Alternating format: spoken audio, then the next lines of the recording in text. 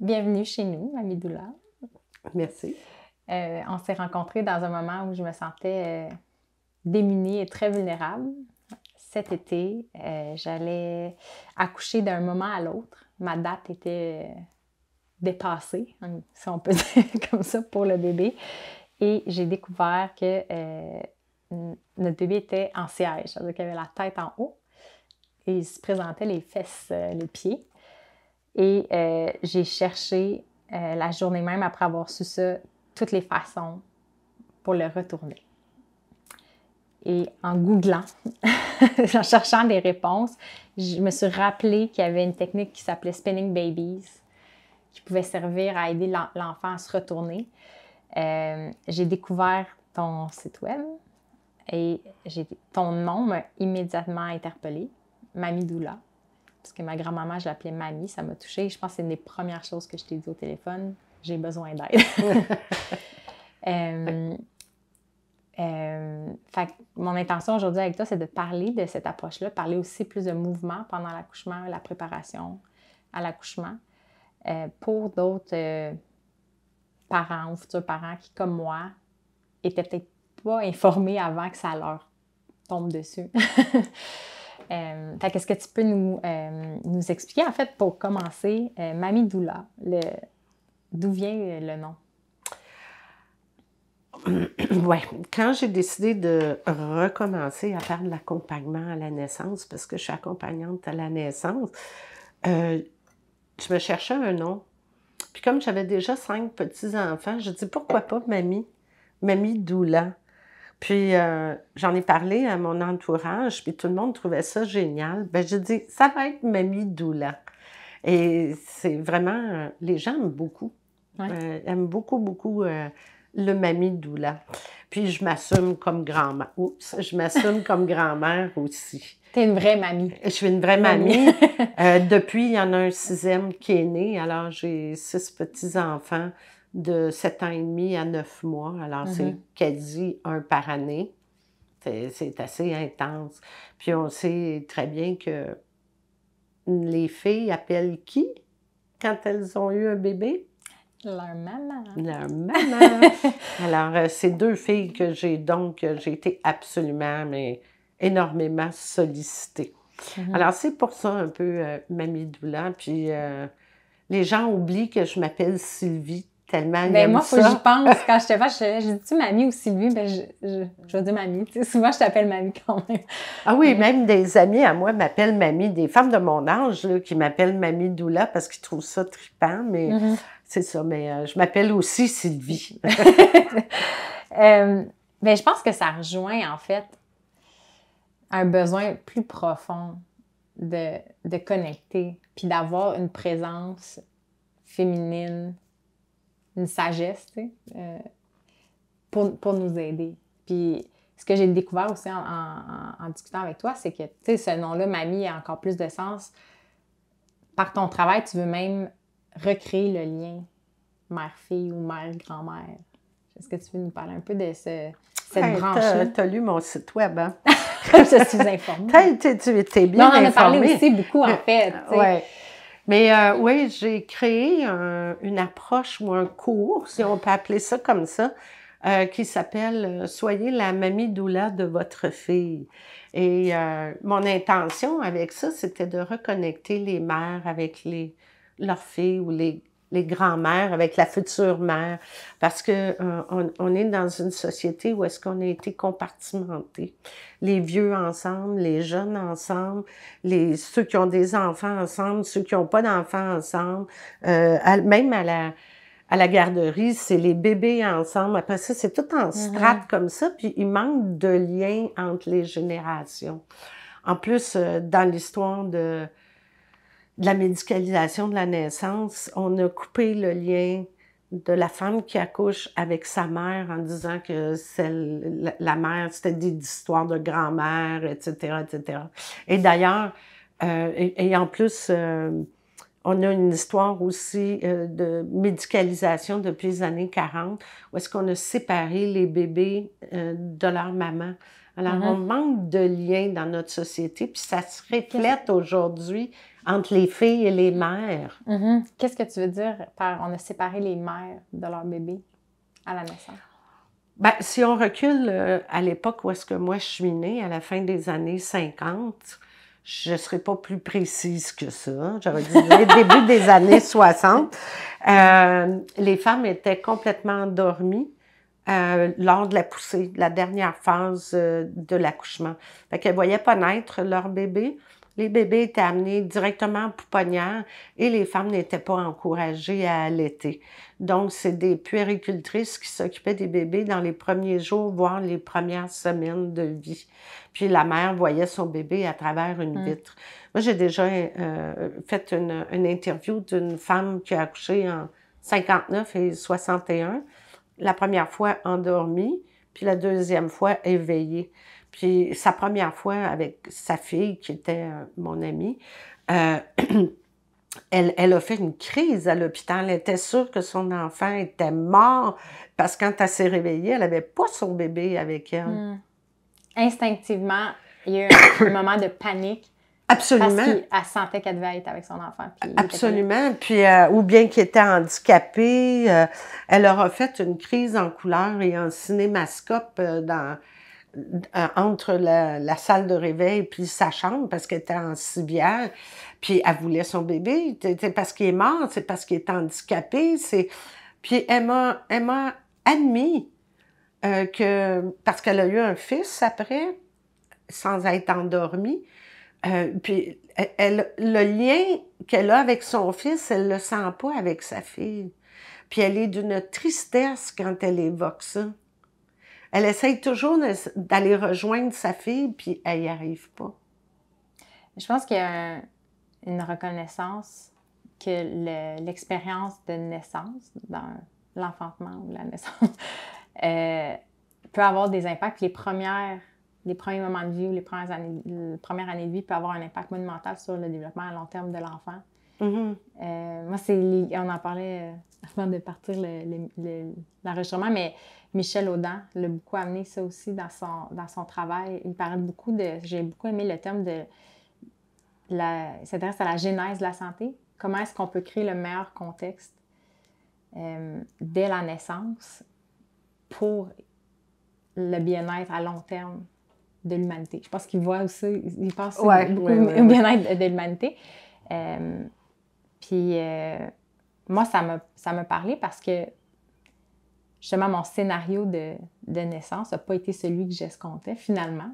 On va dire, le punch dessus, j'en ai parlé dans un autre épisode, mais le bébé, c'est pas retourné, fait que j'ai eu une césarienne. Puis, fait que j'ai vécu le scénario où je planifiais accoucher en maison de naissance. J'ai même considéré accoucher à la maison, mais pour des circonstances, je ne pouvais pas le faire à ce moment-là.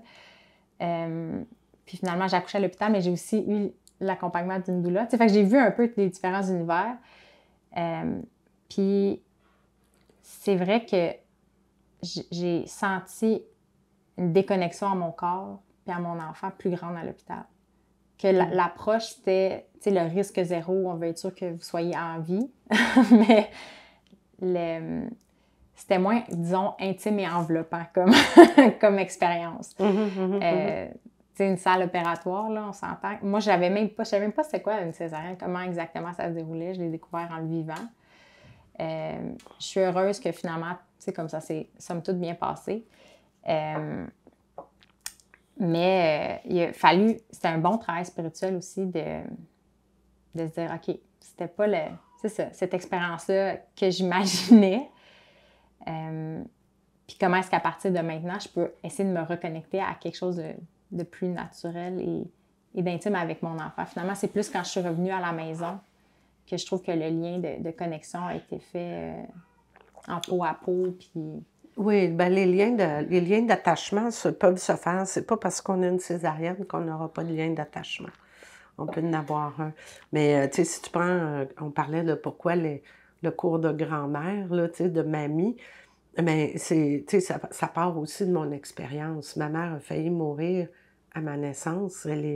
Donc, elle a été hospitalisée 2 semaines. Et moi aussi, d'ailleurs, je ne laissais pas sortir les bébés sans la mère. Mais j'ai été 2 semaines en pouponnière c'est des étrangères qui me donnaient le biberon. Puis même à l'époque, on couchait les bébés sur le côté avec un petit linge, une petite serviette dans le dos, puis on y mettait le biberon comme ça. Donc, il n'y avait aucune chaleur humaine. Puis ça laisse un trou. Ma mère n'a pas réussi, pour toutes sortes de raisons, à recréer le lien d'attachement avec moi. Je l'ai fait avec une de ses sœurs, qui est décédée malheureusement. Fait que, mais ce lien-là, qui n'est pas fait à la naissance, ben, il n'existe pas à l'âge adulte. C'est d'où mon idée de remettre les mères et les grands-mères en contact l'une avec l'autre, recréer ce pont-là, puis aider la femme qui vient d'accoucher. Parce que je ne sais pas comment c'était pour toi. Ben, on en a parlé un petit peu, mais je me souviens pour moi de mon premier bébé. Je voulais pas que ma mère soit là parce qu'en quelque part, j'ai pas ce lien-là avec elle. Je veux pas que personne touche à mon bébé. Je veux pas qu'on me le vole comme moi, j'avais été portée dans une pouponnière. Tu sais, j'étais une vraie tigresse. Puis en même temps, il y avait une partie de moi qui avait besoin viscéralement de sa mère pour avoir le cocooning, avoir les soins, l'enveloppement, le maternage que j'avais besoin d'avoir pour apprendre à moi aussi materner mon enfant, puis pas être déroutée.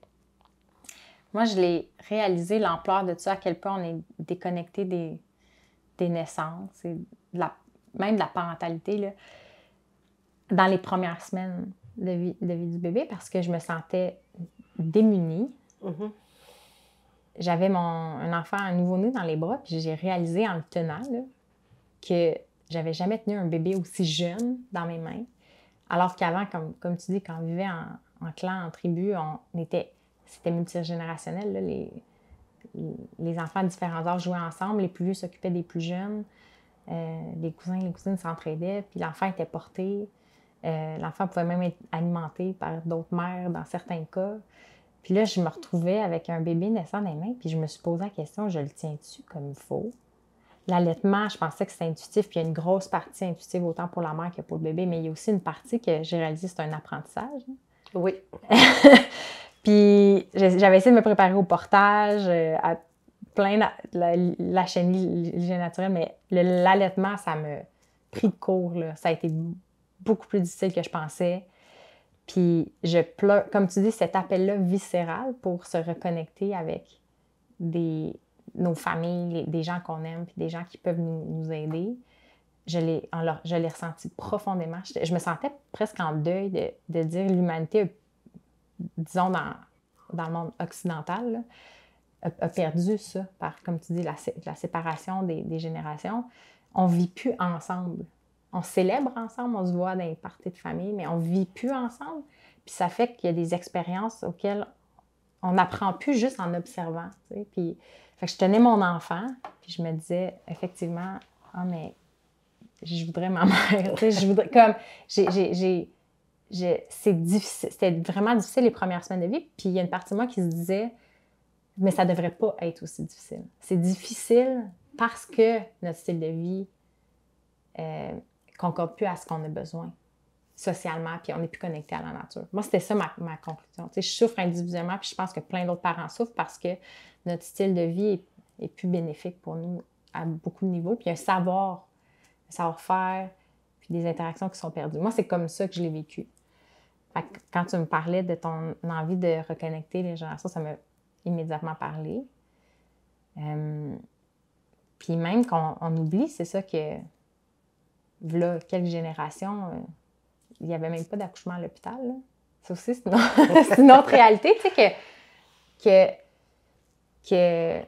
en tout cas, c'est tout ça passait à la maison. Puis même ça, il y a un côté enveloppant. Moi, j'aurais jamais considéré l'accouchement à la maison avant. Puis c'est une influenceuse que je suivais qui l'avait faite, puis Michel Audin qui décrivait son scénario idéal d'accouchement. Puis c'était super, comme les lumières tamisées, super tranquille. Puis c'était à contre-courant des images de films d'une femme en train d'hurler. Hystérique avec un conjoint qui tombe dans les pommes. Ouais. Un grand nono qui sert à rien puis qui panique. Et là, c'est pas tu sais. ça. C'est pas ça la réalité. C'est pas ça. Mais est-ce que ça, c'est une image d'accouchement que les femmes ont beaucoup? Tu sais, est-ce que dans ton travail de doula, de juste reparler d'un accouchement bienveillant, intime, c'est... Les femmes, les primipères, là, ceux qui n'ont jamais eu d'enfant, ont cette image où est-ce que tout va aller tellement vite, puis d'avance, par surprise. Puis c'est pas ça la réalité. C'est vraiment pas ça la réalité. Et, les accouchements prématurés, quoi, ils représentent 5-6 %. Après ça, les femmes qui accouchent avant leur date prévue d'accouchement, c'est 25 % ou à peu près. Puis le reste, c'est après leur date prévue d'accouchement. La majorité, 50 % des femmes vont accoucher entre 40 semaines et 5 jours et 41 semaines et 5 jours. Puis le reste est réparti. Alors, il y a plein de choses qui sont faussées par les images sensationnelles qu'on nous met à la télé parce que c'est un film, puis parce qu'ils doivent montrer l'accouchement en 3 minutes et demie, fait qu'ils rendent ça hystérique, là, tu sais, ou je sais pas trop comment, les os qui crèvent. Les femmes pensent que c'est le premier signal, les os crèvent, puis tu as une rivière qui sort de ton ventre. Non, c'est pas toujours ça. C'est fascinant qu'on doive réapprendre ça. Absolument. Moi, c'est ça qui me fascine, qu'on a un imaginaire sur tellement de sujets, puis on est tellement déconnecté de mouvements naturels, de pratiques naturelles, qu'on doit réapprendre des choses de base. Oui, puis reparler à nos mères pour savoir qu'est-ce qui s'est passé pour elles, sincèrement, puis nos grands-mères. Parce que ce que ma grand-mère a vécu puis ce que ma mère a vécu, c'était 2 choses différentes. Ben même notre génération, Vince, je pense que peut-être moi aussi, en fait, c'était un bébé pouponnière. Là, justement, il a vécu aussi, lui, qui était derrière. Il se faisait amener à sa mère...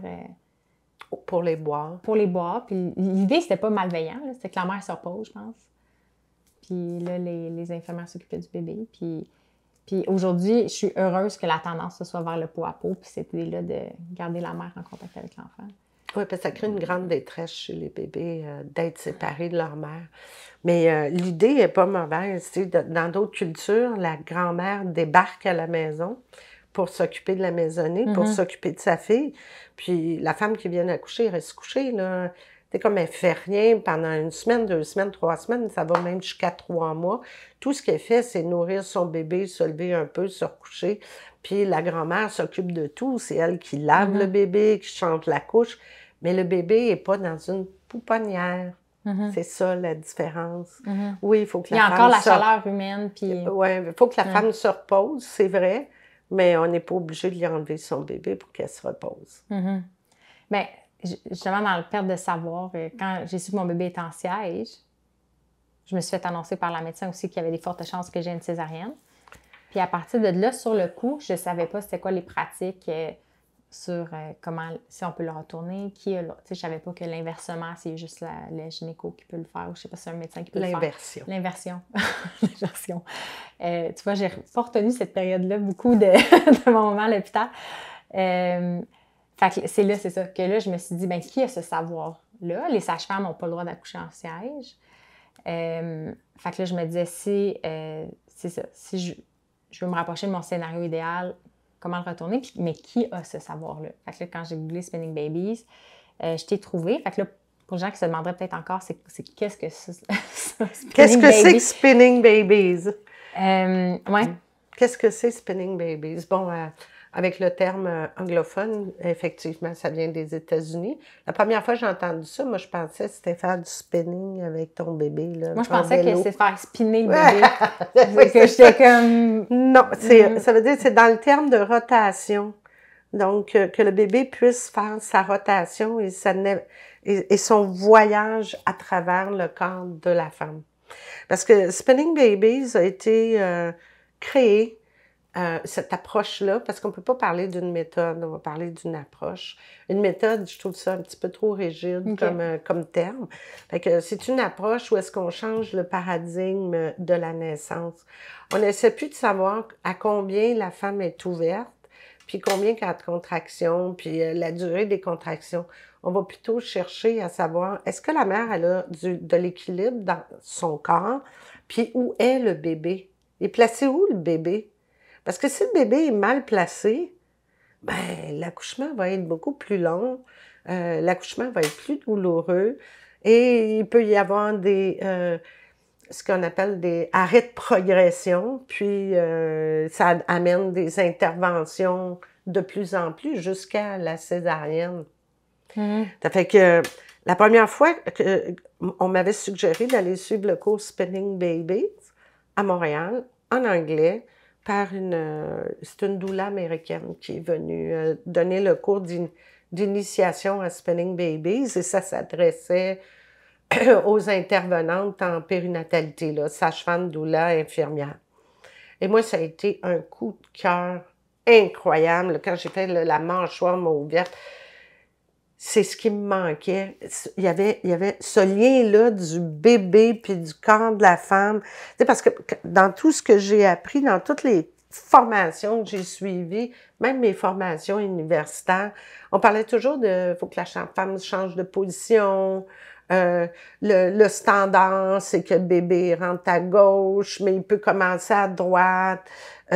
Puis il faut reconnaître, quand tu es plus au côté médical, c'est pas les doulas qui font ça, là, mais au niveau médical, il faut que tu reconnaisses comment il est positionné dans le corps de la femme pour savoir quelle manœuvre faire. Puis là j'écoutais ça, puis je disais, oui, mais comment on choisit la bonne position? Des fois, j'appelais ça le Kama Sutra de l'accouchement, comme des 1001 positions de l'accouchement. Mais c'est laquelle qui est la bonne? Puis comment on va enseigner ça aux femmes? Tu sais, j'étais un peu perdue. Puis avec Spinning, là, j'ai compris. Parce qu'elle a mis ensemble le corps de la femme, les postures qu'elle prend instinctivement ou choisies, parce que des fois, on peut les choisir. Et puis la position du bébé. Fait que là, c'est comme, ça prend le bébé et ça prend la mère. C'est un travail d'équipe. Puis une fois que tu as compris ça, ben moi, ça m'a ouvert un monde incroyable. Là. Tu sais, c'est comme, j'en veux. Puis à la fin de la formation, la journée de formation, la formatrice, elle dit, il va y avoir un cours en octobre 2018 pour devenir éducatrice certifiée Spinning Babies pour les parents à Boston. J'ai dit, moi, je m'en vais là. J'ai dit, c'est clair, je m'en vais là. Il n'y a rien à... Puis elle faisait des sélections. On avait 2 personnes seulement du Québec qui étaient pour être choisies pour aller à Boston. Ça fait que je suis allée faire cette formation-là de 5 jours et je suis revenue enthousiasmée, vraiment très, très heureuse d'enfin pouvoir transmettre aux parents des éléments de base pour comprendre comment ça se passe avec le bébé. Qu'est-ce que la femme peut faire pour permettre à son bébé d'avoir la tête en bas, d'être dans la meilleure position pour naître, pour que l'enfantement soit plus facile pour la mère, plus facile pour le bébé, qu'il y ait moins ou pas d'intervention, que finalement, ça soit physiologique. Un accouchement complètement physiologique. Malheureusement, tu m'as appelé beaucoup trop tard. Je l'ai su tard. Puis, moi, je me disais, s'il s'est retourné, parce que c'est ça l'hypothèse qui reste. Avec mes sages-femmes, mes suivis sages-femmes, on pense qu'il était dans bonne position tout le long. Moi, je l'ai senti se retourner dans les jours avant. J'ai senti plus de mouvement qu'à l'habitude. J'ai senti un corps transversal. J'ai senti mon ventre plus haut qu'avant. Je ne le sentais pas de la même façon. Fait que nous, on croit qu'il s'est possiblement retourné à la fin. Fait que je me disais, si c'est tourné là, il peut se retourner à nouveau. Puis je me disais, même s'il y a des hautes chances de césarienne, je vais avoir l'âme en paix si j'essaye jusqu'au bout. T'sais. Mhm. Puis j'aurais pu accoucher le lendemain même, là, tu sais, j'aurais pu accoucher le soir même, tu sais. Mais finalement, ça a pris 4 jours. Puis j'ai fait les exercices de Spinning Babies pendant 4 jours. Puis je pense que ce que j'ai apprécié de ton approche, c'est que tu nous as enseigné. Je pense que c'est ça la certification que tu as suivie qui t'autorise, c'est que tu peux enseigner aux parents à appliquer les techniques par eux-mêmes. Tu sais, dans le fond, moi, c'est l'aspect éducatif finalement aussi qui m'a beaucoup plu. Fait que je pourrais l'expliquer, mais veux-tu nous présenter justement quelqu'un comme moi qui t'appelle et qui te dit « Mon bébé est en siège ». On va prendre ce scénario vu que c'est lui que j'ai connu, tu accompagnes pour différents scénarios, mais qu'est-ce que tu apportes aux parents à ce moment-là? Bien, tout dépendant. À toi, je me souviens que j'ai dit, il est un peu tard. Mais si on va l'essayer. On va l'essayer.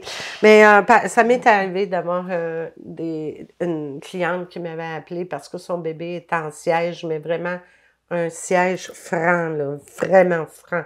Tu sais, des fois, ils sont un petit peu en oblique.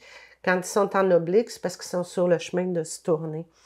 Ce que j'enseigne aux parents, c'est beaucoup la physiologie de l'accouchement. Tu sais, comment ça se passe dans le corps de la femme? Comment le bébé fait ses mouvements? Parce qu'on sait que la tête du bébé est plus lourde que ses fesses. La masse, elle est là. Donc, il va avoir tendance à se mettre la tête en bas. Parce que c'est le meilleur chemin. Mais en même temps, à cause de notre vie moderne, le corps des femmes est déséquilibré. Tu sais, je fais juste prendre l'exemple de, tu es assis à conduire l'auto, fait que tu as une jambe allongée puis tu as une plus courte. Alors, le bassin est tordu. Puis comme tout est attaché, l'utérus est attaché après le bassin, bien, on se trouve à faire une torsion dans l'utérus qui va faire que le bébé a moins de place. Fait que lui, il va prendre la place qu'on lui laisse. Donc, c'est un peu ça le prémisse de base un peu de Spinning Babies, c'est comment retrouver de l'équilibre dans son corps pour faire de la place au bébé pour qu'il puisse basculer la tête par en bas, utiliser la gravité et faire ses mouvements à lui. Parce qu'une fois qu'il va avoir sa tête en bas, qu'il va être prêt à sortir, il va naviguer à travers les tissus mous du bassin pour venir nous rejoindre dans le monde à l'air libre, si on peut dire ça comme ça.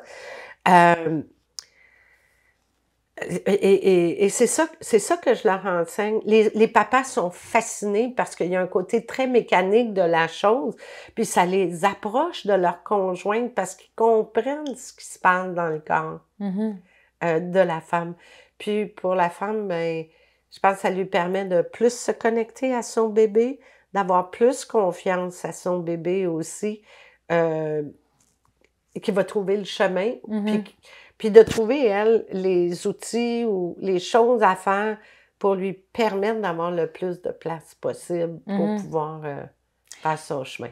C'est vraiment ça qui est intéressant, c'est que ça, tu ne peux pas toucher le vent des trappes. C'est ça, la version, on ne peut pas prendre le bébé et essayer de le faire tourner. J'imagine qu'il y a des conséquences à ça aussi, qu'il peut y avoir des risques. On dirait que l'avenue m'intéressait moins. On l'a essayé à l'hôpital, puis ça n'avait pas marché. Mais moi, c'est venu me toucher cette approche-là de d'étendre le corps, préparer le corps, créer un lieu d'accueil pour l'enfant, puis lui dire on est là, t'es prêt, puis comme tourne-toi, s'il te plaît. C'était comme... Mais ce qui m'avait fascinée, c'est dans la première séance, avant de rentrer dans la plus les aspects techniques, c'était vraiment, tu m'avais amené à méditer, puis à écouter mon enfant. Puis moi, ça m'avait touchée parce que je faisais du yoga, j'essayais de me préparer à l'accouchement. Mais ça avait vraiment été un moment touchant où je sentais vraiment que j'avais connecté. Puis moi, il m'avait dit qu'il était bien, qu'il n'était pas en danger. Puis moi, ça, je le ressentais profondément. Puis j'avais aussi entendu la voix, ben il n'y en a pas vraiment de problème à être en siège. Il est comme, je suis bien comme ça. Puis là, je t'avais dit, ben là, c'est parce que mon bébé, je le crois, j'ai la croyance profonde que je pourrais accoucher comme ça, puis là, ça m'avait fait rire parce que tu avais dit, c'est vrai, mais ça serait plus simple pour tout le monde s'il se retournait. Fait que demande-lui de le faire. Puis là, j'étais comme, OK, on va essayer comme ça, tu sais, parce que je savais que s'il se retournait pas, les probabilités, c'est que je finirais. Tu sais, ça, tes probabilités étaient très élevées de césarienne. Mais tu sais, ça dépend des pays. Aux États-Unis, je ne faudrait pas que je me trompe, mais il y a des pays où les sages-femmes peuvent assister à une naissance en siège. Même ici, ils le font. C'est ça que j'ai découvert. Il y a des médecins qui le font. Okay, pas les sages-femmes. Les médecins le font sous certaines conditions, puis on ne rentrait pas dedans. Mais les sages-femmes, dans certains pays, peuvent le faire. Oui, dans certains pays. Et puis, Spinning Babies enseigne les techniques, les mêmes techniques pour aider les bébés qui naissent en siège, pour qu'ils soient dans... Parce que même en siège, il y a des positions optimales. Fait que, puis, c'est ce qui est enseigné. Bon, moi, je ne les ai pas suivis, parce que c'est de la formation continue. Ici, ça se passe juste à l'hôpital avec un gynécologue, avec tout un encadrement des règles. Il faut que le bébé soit super bien placé, telle position, telle position. Alors, la césarienne est beaucoup plus fréquente. Mais dans les pays où les sièges, bien, qu'on laisse naître des bébés en siège, Spinning Babies s'applique aussi. C'est ça que j'avais aimé de l'approche, c'est qu'il y a un aspect biomécanique là, de positionnement, mais il y a l'aspect aussi, même spirituel, là, de finalement se reconnecter à soi. Puis, pardon, c'est là aussi que j'ai ressenti cette déconnexion-là avec un cercle de femmes sages, en guillemets. Si les sages-femmes de la maison de naissance m'ont beaucoup aidée, mais dans ma visualisation, j'avais vu ce moment-là où j'aurais pu être accouchée par... Tu aurais pu accoucher? À la maison, entourée de femmes. C'est l'image que j'avais eue. Que dans un autre contexte, à une autre époque, que ça aurait pu se passer, puis que par le système qu'on a en ce moment, les conditions faisaient que si je voulais accoucher à l'hôpital, je pouvais pas. Puis, voilà. Fait que j'étais... ouais, ça vient... Ça va un peu me chercher parce que c'était bizarre de moi avoir ce ressenti-là que enceinte, je me sentais au top de ma forme. Ça s'est super bien passé. Mon bébé me disait « Tout va bien, maman. » Et que de l'autre côté, je me faisais dire qu'il y avait j'étais une grossesse à risque élevé puis que je devais être comme prise en charge par l'hôpital. Fait que finalement, je dois dire que je suis reconnaissante de ces journées-là avant d'accoucher. Je suis contente de ne pas l'avoir découvert le jour que j'accouche, mettons. Tu sais, que je rentre à la maison de naissance puis qu'ils me disent « Hey, il y a les pieds, faut que tu ailles à l'hôpital. » Fait que je suis reconnaissante finalement de ça puis de ta rencontre pour avoir eu le temps mentalement de me préparer, mais aussi physiquement. Puis c'est ce que tu m'as offert, cette connexion au corps-là.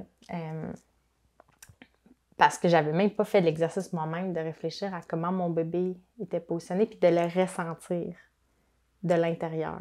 Ça, c'est l'exercice que j'aime le plus enseigner. Parce que je prends une poupée, puis je touche jamais à la femme parce que je suis que doula. On ne fait pas de diagnostic, rien. Là, fait que c'est de l'enseignement. Alors, je donne à la maman, je dis, tiens, une poupée, puis connecte-toi à ton bébé, va essayer de trouver comment il est positionné. Puis écoute, je pense, je dirais pas 100%, mais tout près de 90-95% des femmes savent comment il est positionné. À leur propre surprise, j'ai l'impression. Oui, à leur propre surprise. Parce qu'après, on fait comme ce qu'on appelle une map du ventre. On dit, bon, mais ça, c'est des coups. Voici, on divise en 4 cadrans le ventre. Puis quand les coups sont là, ou quand il y a cette masse-là, puis on fait la cartographie du bébé.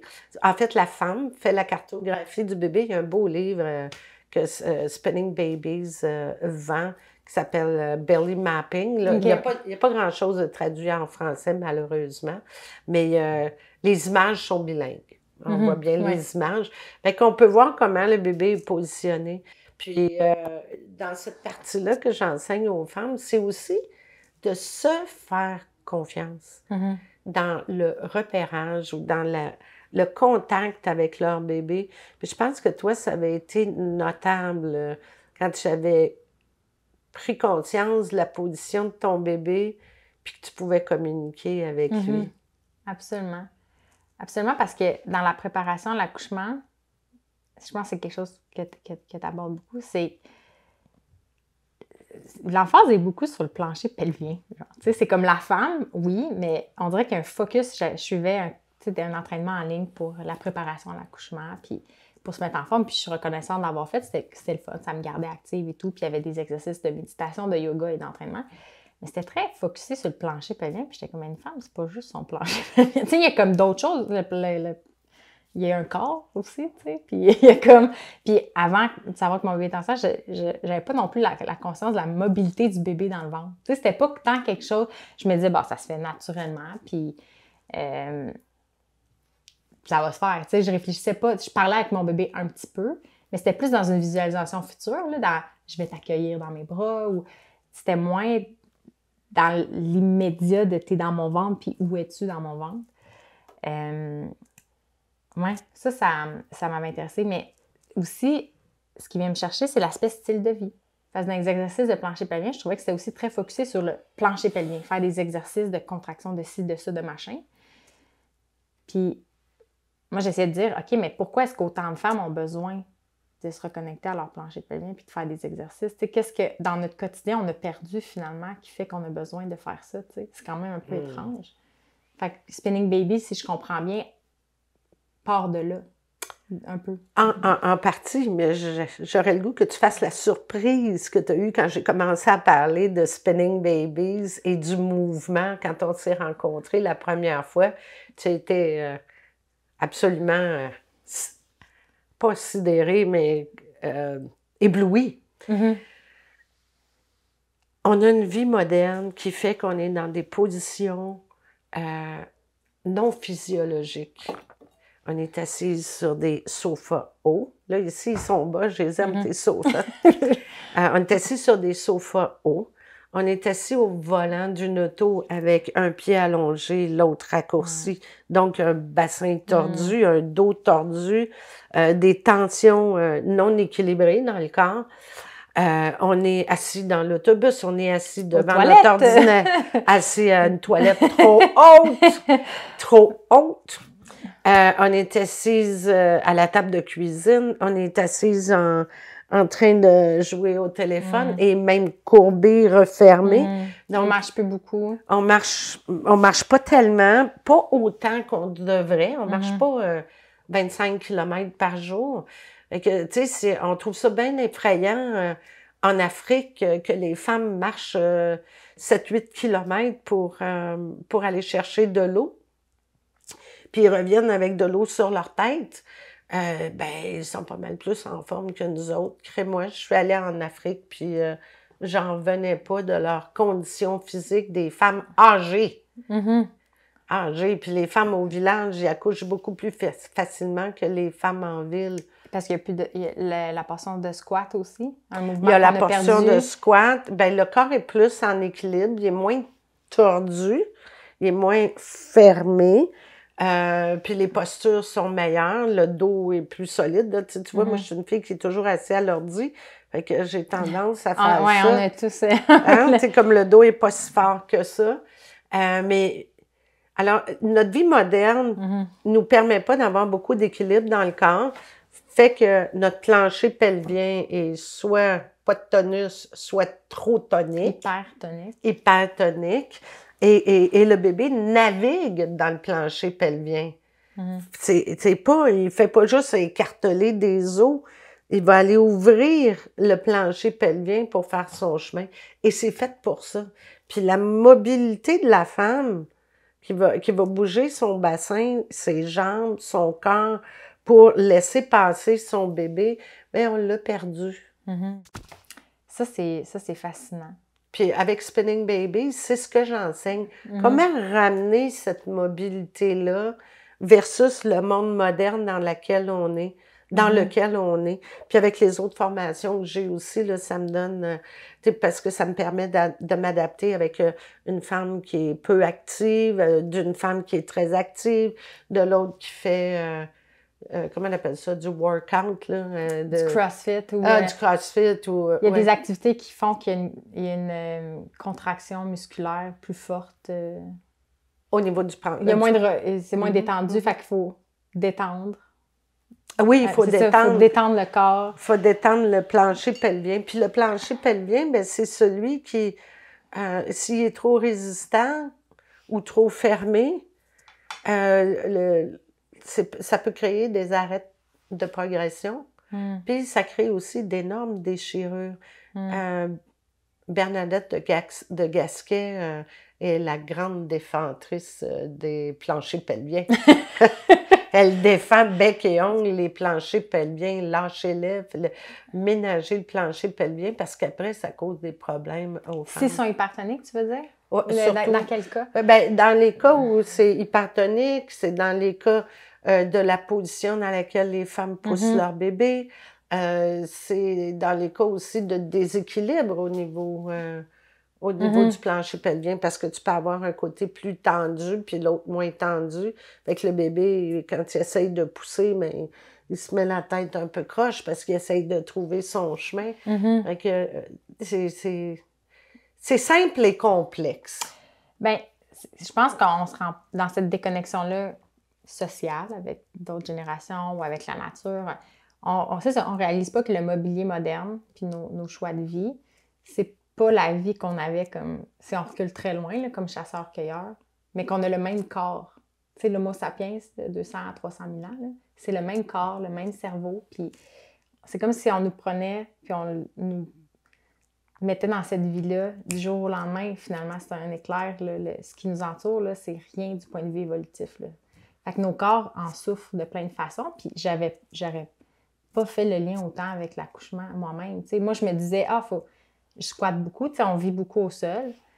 D'ailleurs, ça m'avait fascinée quand tu étais rentrée chez nous puis que tu te sentais à ton aise, là, parce qu'on n'a pas de divan traditionnel, on n'a pas de table de cuisine, tu sais, puis tu te promenais, tu étais enjouée, tu me demandais d'où j'avais acheté mon divan de jeu, comme ça, des coussins qui s'empilent. Puis j'étais là, OK, il y a quelque chose là. C'est rare les gens qui ont leur repère presque dans cet environnement-là. Fait que je me dis, OK, je squatte, je vais être bonne pour l'accouchement. Tu sais, je vais être prête pour... Tu sais, je faisais du yoga pour différentes positions aussi pendant le... C'est ça que je visualisais beaucoup, comment j'allais être mobile dans l'espace. Moi, mon scénario d'accouchement idéal, c'était l'intimité, mais aussi ma mobilité. Puis vraiment, c'est ça, c'est le spinning baby, ce qui m'a fait réaliser que, c'est ça, il y a la mobilité du bébé aussi, tu sais, qui est son environnement, c'est le corps, c'est mon corps à moi, tu sais. Oui. Puis pour toutes sortes de raisons, tu peux avoir eu des tensions, une place ou une autre, ou une forme d'utérus qui favorise un bébé en siège. Ça ne veut pas dire qu'il ne peut pas venir au monde vaginalement, là. Moi, ma grand-mère a eu 2 fois des jumeaux, puis à ses premiers jumeaux, il y avait 3 pieds. Qui sortaient. Puis la sage-femme et le médecin ont repoussé, je ne sais pas comment, là, mais ma grand-mère a raconté ça, ils ont repoussé les pieds. Puis le premier bébé est né par les pieds, puis quand il y a eu de la place dans l'utérus, le deuxième s'est basculé tête en bas et a sorti tête en bas.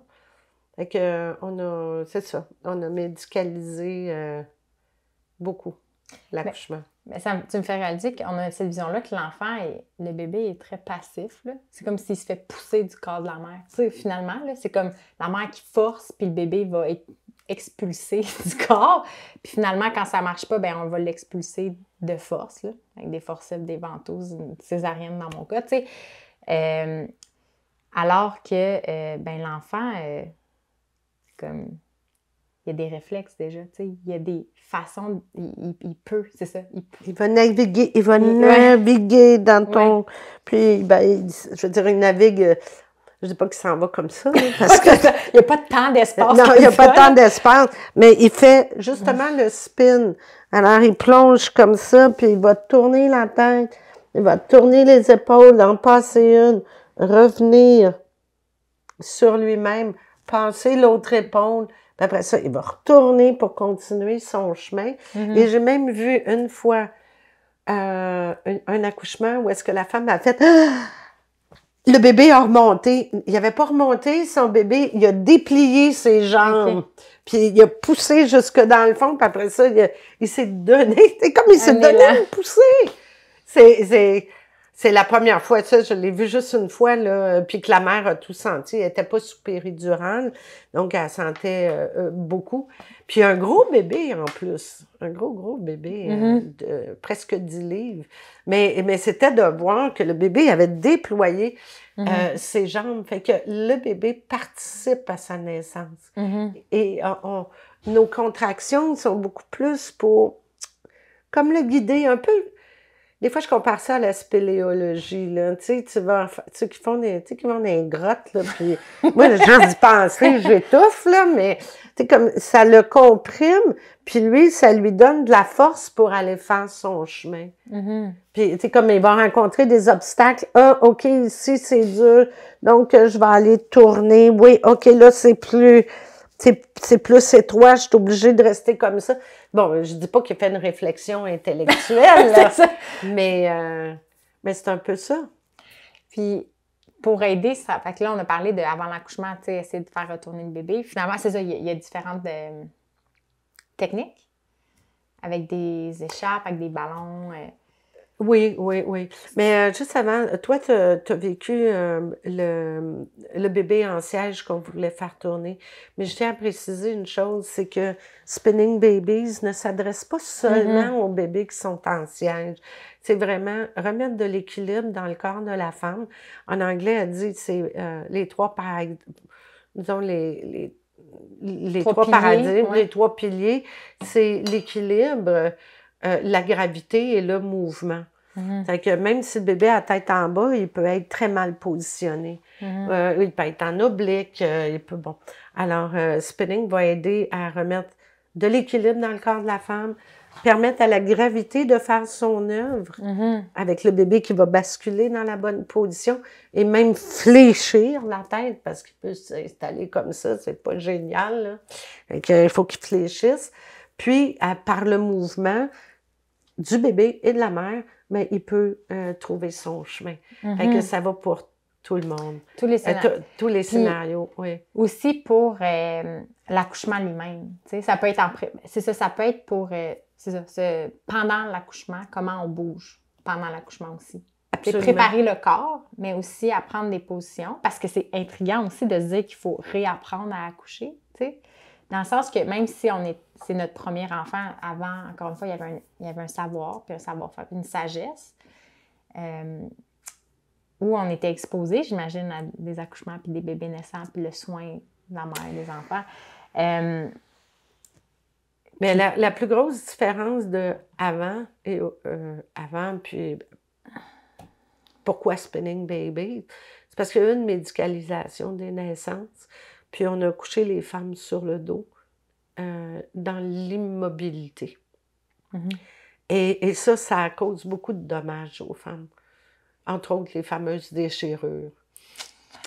Il y a un effet, c'est la cascade? Puis il y a des cascades d'intervention quand on est immobilisé. Alors, il y a un grand courant depuis les années 80, début des années 80, avec le colloque qui avait eu lieu, qui s'intitulait Accoucher ou se faire accoucher pour l'humanisation des naissances. Donc, ce mouvement-là a amené petit à petit l'ouverture pour que les femmes puissent être beaucoup plus mobiles dans leur accouchement. C'est sûr que sous péridurale, coucher dans le lit, sur le dos, c'est pas très physiologique, mais même sous péridurale, tu peux faire les postures de Spinning Babies ou appliquer les principes de Spinning Babies et garder une certaine mobilité de ton corps quand tu comprends, parce que ce que j'enseigne, c'est comment le corps de la femme ouvre dans ses différentes parties. Parce qu'on va ouvrir le haut du corps, le haut du bassin au début pour permettre au bébé d'entrer. Après ça, on va aller ouvrir la partie la plus étroite du corps pour qu'il puisse faire sa rotation et sa descente. Puis à la fin, on va aller ouvrir la partie sorti du corps pour que le bébé ait plus de place. Le plancher pelvien est attaché à tout ça. Fait qu'à chaque fois que tu fais des mouvements, tu vas aller travailler aussi le plancher pelvien pour qu'il puisse s'ouvrir et s'assouplir. Fait que quand les parents ont compris ça, ils peuvent l'appliquer même sous péridurale. Ça, à je ne l'hôpital. savais pas. Oui. Puis ce qui est fascinant, hein, moi, j'ai découvert ça, ce que tu expliques par le livre Active Birth de Janet Balaskas, où elle parle qu'elle, son intérêt pour l'accouchement actif, qu'elle décrit actif en termes de mouvement pendant l'accouchement, mais aussi en tant que, pour l'empowerment de la femme. Que la femme sente qu'elle participe activement à son accouchement et non pas qu'elle se fait accoucher. Finalement, tu m'expliquais, ça peut être d'utiliser le terme même d'enfanter au lieu de dire d'accoucher. Je préfère enfanter. Elle commence en expliquant qu'à Londres, je pense que c'est à la fin des années 70, il y a un hôpital qui voulait pas des accouchements actifs. Puis il a fallu qu'il fasse une manifestation. En fait, c'est un squat-in. Il voulait faire un squat-in, je pense à l'hôpital, mais finalement, ça a plus été une manif parce qu'il y avait trop de monde, pour se battre pour le droit que la femme choisisse ses mouvements à l'accouchement. Puis ça m'avait fascinée de dire, on en était arrivé là, que la femme n'avait pas la possibilité de décider comment placer son propre corps puis d'agir intuitivement, finalement. T'sais. Mais ce qui me fascinait aussi, c'est que même en sachant ça, puis on pourra en parler, en fait, des positions en tant que telles, c'est ça, je pense qu'il y a beaucoup de personnes qui ne savent peut-être même pas encore à ce jour qu'accoucher incliné ou coucher, c'est pas optimal ni pour la femme ni pour le bébé.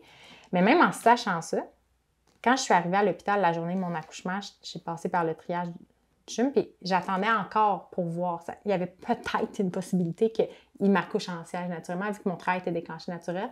Finalement, il y a plein d'autres raisons. Que t'enfantes en siège. C'était ça le but, que j'enfante en siège. Puis finalement, j'avais dépassé ma date, ils jugeaient que le bébé était peut-être trop gros. Tu sais, c'était comme non sur tous les autres critères, mais bon. Même en sachant ça, que c'était bon de bouger, au triage, le mobilier principal, c'est un gros lit dans la pièce. T'sais. Puis moi, je suis fascinée de comment notre environnement influence nos mouvements. Mais fait que même en sachant ça, j'avais plus tendance. Puis aussi le monitoring, les signes vitaux. Là. C'est tellement mal fait, le design de cette patente-là. C'est comme une strap, puis là, les trucs, ils bougent, puis là, il fallait que l'infirmière revienne tout le temps parce que ça bougeait. Fait que les infirmières me disaient, tu as le droit de bouger, il n'y a pas de problème. Mais la pièce était petite. Fait que finalement, même moi, tu sais, je bougeais moins que j'aurais voulu. Je me sentais limitée. Le lit, il est très, très haut aussi. Mais on pouvait le baisser, là. Il est étroit. Et puis, c'est ça, tandis que en maison de naissance, mon scénario, j'avais demandé à mes sages-femmes, j'étais là, je peux-tu genre tasser le lit puis amener mon tapis de jeu? Tu sais, mon tapis, puis comme mes coussins bas, puis il était comme, oui, ça se fait, on le mettra dans le corridor s'il faut le lit. J'étais comme parfait parce que moi, j'en ai plus de lit haut. Je dors sur un futon à terre. Fait que, tu sais, pour moi, là, je me retrouvais avec une scène où, même malgré mon savoir intellectuel, que certaines positions étaient meilleures que d'autres, j'avais tendance j'étais modelée par mon environnement, puis je bougeais moins. Puis j'essayais de respecter, de garder le moniteur en place. Tu sais, fait que c'est une infirmière, finalement, qui est venue m'aider. Elle m'a amené un ballon. Là, en tout cas, ça l'a aidé. Après, on parlera des ballons aussi. Fait que les positions d'accouchement physiologique. En fait, c'est quoi un accouchement? On va commencer avec la question. C'est quoi un accouchement physiologique? C'est quoi les positions qui facilitent le travail, en fait? Bien, l'accouchement physiologique, c'est ce que moi j'appelle des fois, c'est le scénario idéal. C'est ce que j'enseigne avec Spinning Babies. Comment le bébé se positionne, comment il descend, la fonction des contractions, les positions à prendre, d'ouvrir le bassin dans les différentes parties du bassin. Puis tout ça seulement à l'aide des hormones naturelles de la femme dans son environnement. Quand on parle de son environnement, je ne veux pas dire juste chez elle. C'est dans un environnement où est-ce qu'elle se sent en sécurité et qui est propice aux sécrétions des hormones de l'accouchement qui va faire qu'elle va avoir des contractions, qu'elle va avoir de l'endorphine, qui va pas la geler, mais qui va lui permettre de gérer la douleur, etc., etc. Puis c'est souvent un environnement calme, un environnement sans lumière, ou en tout cas de la lumière tamisée. Même en plein jour, parfois, tu sais, il faut même fermer les rideaux, parce que si on était à l'époque qu'on était nomades, les femmes auraient été dans une grotte, puis dans une grotte, il n'y a pas de soleil, il n'y a pas de grosse lumière. Les animaux font ça aussi, ils s'en vont dans un coin noir pour accoucher, même en plein jour.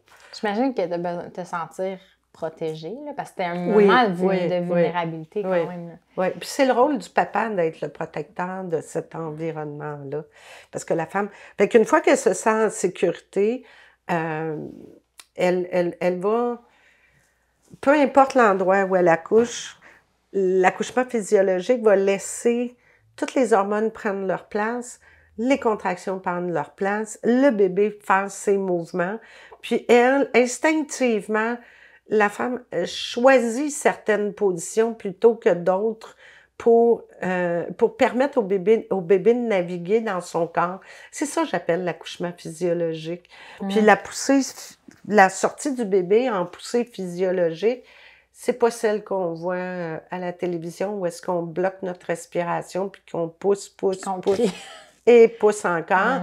C'est pas ça. La poussée physiologique, c'est le bébé qui pousse en même temps que la contraction et qui fait comme ma cliente avait fait, là, le bébé avait déployé ses pieds pour aller se pousser. Fait qu'elle n'a jamais poussé son bébé, il s'est poussé tout seul. Il a participé à sa naissance. C'est ça, l'accouchement physiologique. Pour moi, en tout cas, c'est vraiment... Puis je pense que Michel Audin le décrit très bien dans les différents livres qu'il a écrits, comme L'amour scientifié ou L'homme est le bébé est un mammifère. Ça, c'est sur ma liste de lecture. J'ai pas encore lu ces livres. Je me suis fait la résolution de ne pas acheter de livres avant de passer à travers une couple que j'ai, mais j'ai écouté beaucoup de ces vidéos. Puis j'avais trouvé ça magnifique, en fait, quand il décrivait... Dans le fond, lui, il a commencé comme... Il était gynécologue, mais en tout cas, il faisait des accouchements puis traditionnels, j'imagine. Puis au fil de sa carrière, il a développé... l'approche, il travaillait beaucoup avec les sages-femmes, hein, je pense. Puis à la fin, En France, il était en France, si je ne me trompe pas. Les sages-femmes, ce sont... on a le pendant ici un petit peu, c'est les infirmières cliniciennes. Alors, les sages-femmes en milieu hospitalier en font plus que nos infirmières ici, mais elles sont sous les gynécologues. Elles ont plus d'autonomie que nos infirmières, mais elles sont quand même sous les gynécologues. Puis elles pratiquent en milieu hospitalier, elles font les interventions, etc., etc. Fait que c'est pas les sages-femmes comme on pense qu'elles sont ici au Québec. Nous, elles sont beaucoup plus libérales qu'en France. Okay. Elles se comparent aux sages-femmes libérales en France ou aux sages-femmes libérales d'Angleterre. Okay. Parce qu'il y a les deux catégories de sages-femmes en Angleterre aussi. Celles qui pratiquent en milieu hospitalier puis celles qui pratiquent à domicile. Fait qu'ils n'ont pas de maison de naissance en Angleterre ou en France. Ni aux États-Unis. OK. C'est ici. Je sais, c'est un modèle exclusif au Québec. Mais on parle beaucoup des sages-femmes parce que tu as eu ta clientèle, tu as été cliente sage-femme, mais il y a aussi des gynécologues, obstétriciens, obstétriciennes qui font de l'excellent travail aussi. Ben oui, exactement. Je pense que là, on s'en va vers ça. Il y a une mouvance à permettre aux femmes de bouger différemment. Puis même, de mes amis familles qui ont accouché récemment qui me disaient « Ah oui, mon médecin me recommande. » Tu sais, me disait « Ah, peut-être qu'à 4 pattes, ça serait mieux. Peut-être que coucher, ça serait mieux, puis ça pourrait aider. » Fait que c'est comme... C'est une belle nouvelle. Mais ces positions-là, justement, c'est quoi? C'est quoi? Y a-t-il des positions clés qui sont... Bien, quand j'enseigne à Spinning Babies, j'enseigne l'ouverture du bassin. Alors, au début, on ouvre le bassin par en haut. J'explique comment on ouvre le bassin, mais c'est pas important de savoir est-ce que tu vas être debout, assis, couché. Parce que tu peux ouvrir ton bassin dans toutes les positions. Ça va dépendre de comment tu te sens. Il y a des femmes qui font leur travail debout tout le long. Il y en a d'autres qui vont être couchées tout le long. Il y en a qui vont marcher beaucoup. Moi, je sais bien que à ma première, j'ai jamais bougé. Je me suis mis à quatre pattes, je suis restée à quatre pattes du début à la fin. J'ai jamais bougé de là. Sauf pour la poussée, je me suis positionnée semi-assise. À ma deuxième, j'étais couchée. Je dormais entre les contractions, couchée sur le côté. Quand j'avais une contraction, je me mettais à quatre pattes. Je me recouchais, je me mettais à quatre pattes. Fait que ça dépend des femmes. Vraiment, ça dépend. Puis moi, quand j'ai accouché de ma deuxième, j'ai poussé le bébé accroupi. Puis c'était très à la mode, là. Il y avait dans les hôpitaux, ils descendaient le pied du lit, mettaient les femmes sur les pieds avec un gros cerceau que tu te pendais après, tu sais. Bon, moi, c'était pas tout à fait ce scénario-là, mais j'ai quand même accouché accroupi, parce que c'était aussi une mode. Mais les femmes vont prendre la position qui leur sied le mieux. Il y en a qui vont être assises. Moi, j'en ai vu une cliente qui a fait son travail debout tout le temps, là, à tellement... malheureusement, parce qu'on ne fait pas suffisamment de marche, d'exercice ou de posture intéressante pour le corps, elle a eu de la difficulté à supporter ses jambes après. Puis là, il a fallu qu'elle s'étende un peu, dans un lit un peu trop étroit, malheureusement. Puis tu as raison, les lits à l'hôpital sont un petit peu étroits, puis ça limite les mouvements sur un matelas. Inconsciemment, ça influence parce que tu te dis, un lit, c'est fait pour être couché, là. Tu sais, un lit a une fonction normalement, là, c'est d'être allongé. Fait que je me mettais à quatre pattes, mettons, dans le lit. Puis on avait redressé le dossier finalement, fait que je pouvais comme, tu sais, m'accoter dessus. Fait que c'était quand même bien. Mais c'était moins fluide, tu sais. C'était moins fluide. On va prendre une pause, je commence à bailler. Fait que, sachant tout ça, ce qu'on vient de parler, comment est-ce que des futurs parents peuvent se préparer à, disons, la journée de l'enfantement, peu importe le contexte, maison de naissance ou hôpital ou à la maison,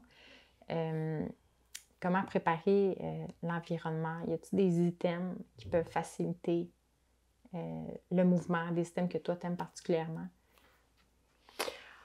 En préparation ou pendant le travail? Pendant le travail. Pendant le travail, oui, il y a un item qui est accessible souvent en maison de naissance et à l'hôpital.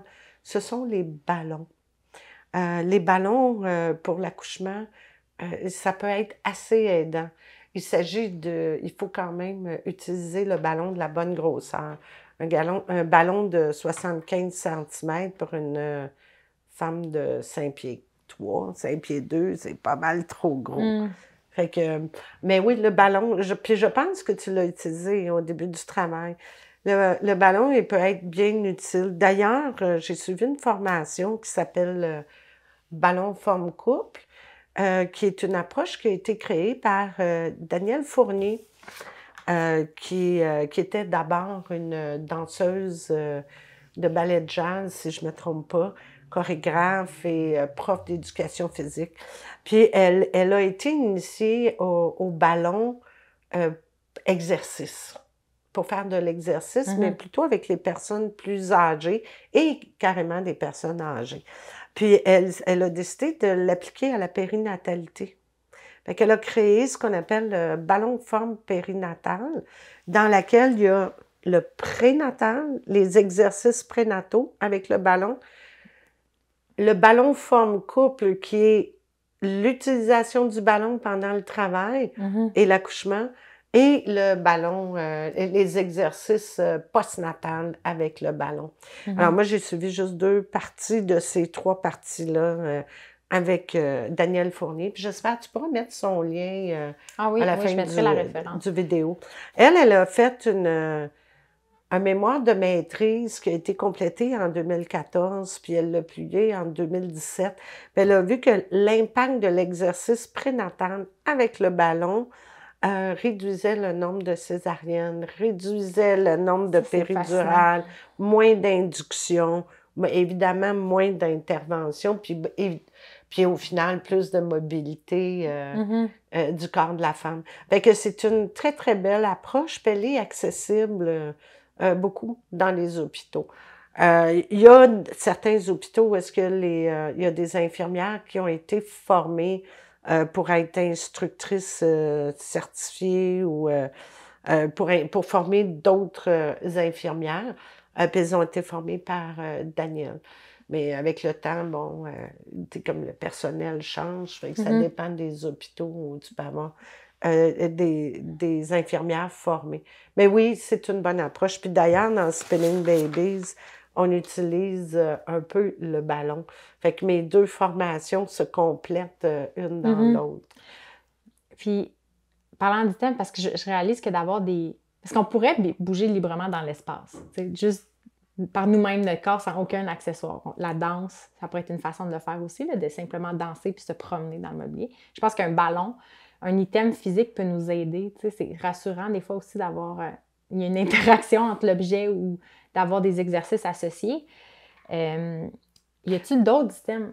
Bien, le ballon, ce qu'il y a d'avantageux, on est encore dans un monde moderne, où est-ce qu'on est beaucoup assise, on manque de force. Fait que le ballon va te donner de la stabilité au niveau de ton bassin, va reposer les jambes et les genoux.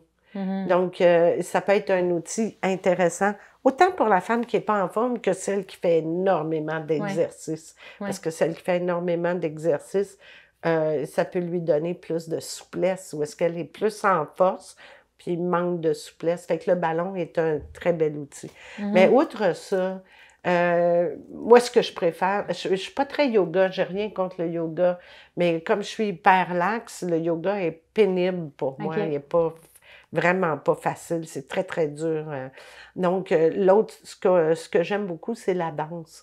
Puis souvent, je dis à des clientes, quand on parle de Spinning Babies, je dis, c'est un peu comme, tu sais, la danse baladie ou la fameuse danse du ventre, c'est tous des mouvements de rotation du bassin qu'on fait, des mouvements de monter, descendre, la hanche droite, la hanche gauche, et ça donne beaucoup de souplesse, beaucoup de mobilité. Puis on voit des fois dans YouTube des femmes qui dansent en travail. Ben, la danse, c'est ce que ça apporte. Puis les mouvements ou les vibrations guident le bébé parce qu'il n'est pas insensible à ça.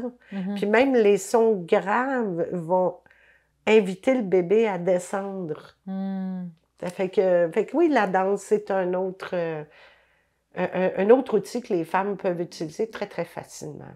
Moi, ça me donnait envie de danser, être enceinte. Parce que je me considérais pas comme une danseuse du tout. Là. Tu sais, quand des fois on s'étiquette dans la vie, puis moi je me dis, j'ai pas de sens du rythme, puis c'est pas pour moi. Tu sais, il y a des activités qui sont pour moi. Mais je dois dire que, c'est ça, être enceinte, ça m'a donné envie de danser plus, de chanter. Puis on dirait que c'était par la connexion avec l'enfant. Tu sais, je me voyais moins le faire, moi, toute seule devant mon miroir. Mais on dirait que enceinte, je me sentais accompagnée. Tu sais, je sentais que je dansais avec quelqu'un. Puis chanter des chansons aussi. J'ai commencé quand je suis enceinte, à pu écouter des choses avec mes écouteurs. Parce que je me disais, lui, dans le ventre, il ne l'entend pas, là. Peut-être qu'il sent mon énergie changer selon ce que j'écoute. Mais je voulais qu'il entende ce que j'écoutais. Fait que on avait un haut-parleur portable. Je m'assurais que la musique que j'écoutais, les choses que j'écoutais, il était avec moi, finalement. Tu sais, parce que je me rendais compte, sinon, on crée des environnements... Les stimulations sensorielles sont plus là, tu sais, parce qu'on a des écouteurs, l'enfant n'a pas la même expérience que nous, tu sais. Fait que la danse, ouais, je comprends tout à fait. Puis, considérant que finalement, tu sais, j'ai pas enfanté dans le scénario typique à l'hôpital ou dans une maison de naissance, y a-t-il d'autres items à la disposition des femmes quand ils accouchent? Est-ce que, tu sais, tu parlais tantôt de... Le cerceau. Le cerceau, je pense, pour s'accrocher, pour squatter en s'appuyant avec ses bras. J'ai vu des fois des images qui avaient, mettons, des écharpes qui peuvent être attachées au plafond. Est-ce que c'est commun dans les hôpitaux? Je ne les ai pas toutes faites, les hôpitaux. Je ne les ai pas toutes faites. Puis même le cerceau, c'était beaucoup à la mode dans les années 80, jusqu'au début des années 90, où il y en avait plus. Est-ce que là, il y a encore...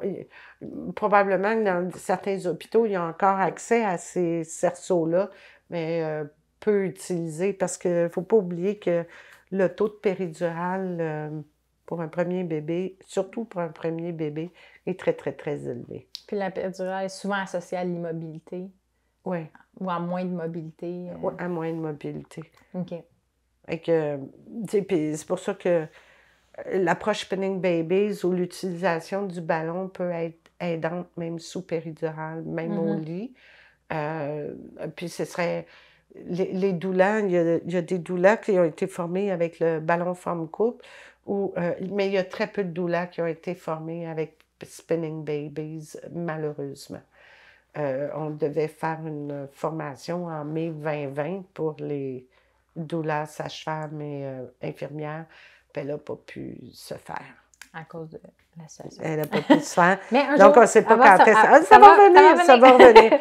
Parce que les formatrices sont américaines, puis il y a juste une formatrice qui parle français.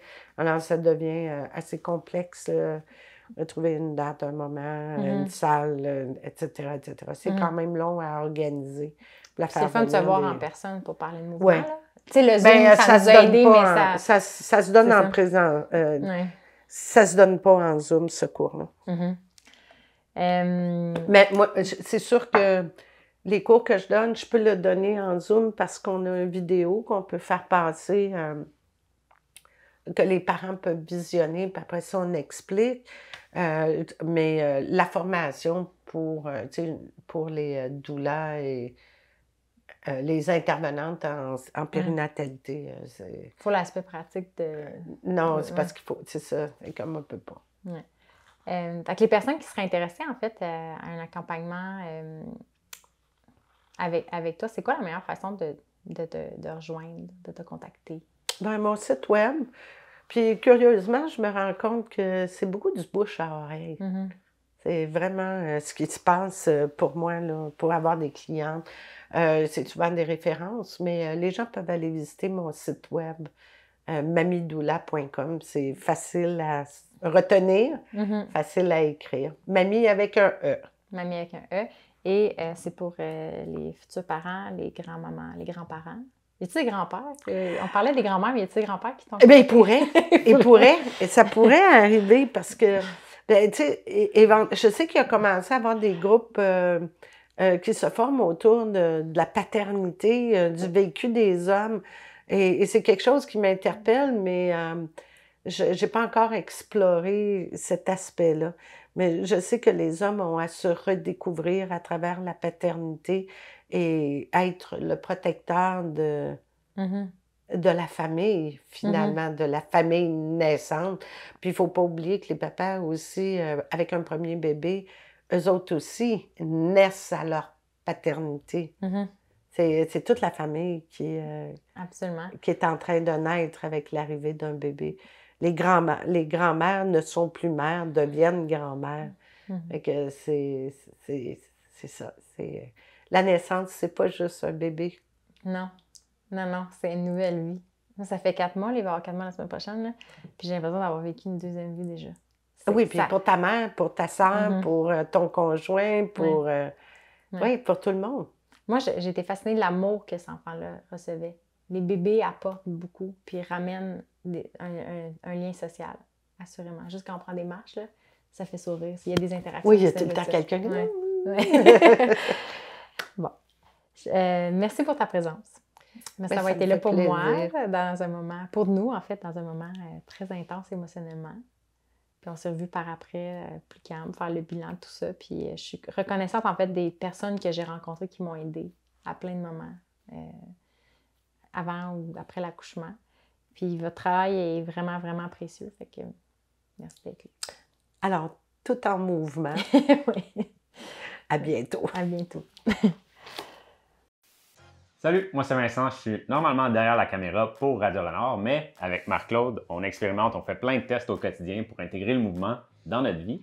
Vous allez donc me voir ou m'entendre dans plusieurs contenus qu'on fait pour Renard. Si jamais vous voulez avoir des idées ou des astuces pour intégrer le mouvement dans votre vie, on a plein d'outils sur le site web qui pourraient vous aider. Oui, rendez-vous au renard.ca. On met le site à jour régulièrement. On a une section studio où on fait chaque semaine, on présente les expérimentations de la semaine. C'est vraiment un peu l'arrière-scène. Des fois un peu bordélique, mais les choses qu'on teste, les patentes qu'on fait. Il y a aussi une section biblio. On partage les livres qu'on aime. Il y a des auteurs qui ont changé notre vie. On parle d'eux vraiment souvent, mais on met aussi la référence de d'où viennent nos idées. Et finalement, ben, on a aussi une chaîne YouTube. Fait que peut-être que vous nous suivez avec le podcast depuis un moment, mais on a aussi une chaîne YouTube pour montrer autant le podcast, le studio, mais aussi on commence à faire des petites capsules un petit peu plus courtes. On va commencer à faire des trucs pratico-pratiques pour le quotidien. Donc, suivez-nous.